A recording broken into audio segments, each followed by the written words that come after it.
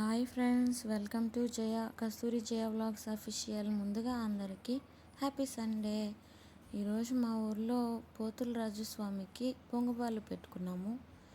ఈరోజు ఎందుకంటే next month 2 వచ్చేసి ఊరిలో జాతర అయితే ఉంది, గంగమ్మ తల్లి జాతర.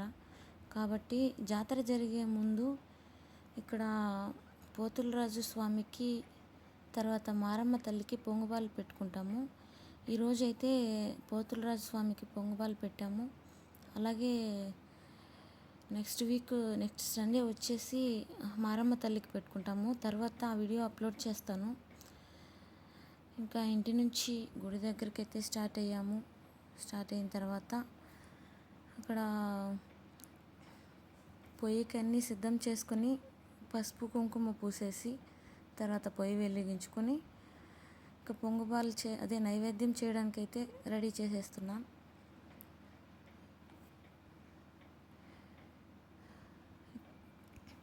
ఇక్కడ ఏంటంటే అందరూ ఒకేసారి నైవేద్యం వండిన తర్వాత మాత్రమే అక్కడ పెట్టాలి, అంటే దేవుని దగ్గర.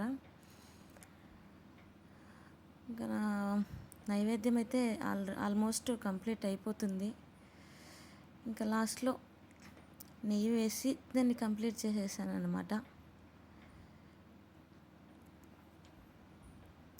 అక్కడ మాత్రం ఫుల్గా పొగంతా చుట్టుకునేసింది. కళ్ళు అయితే చాలా మంటలు వచ్చేసాయి నాకు.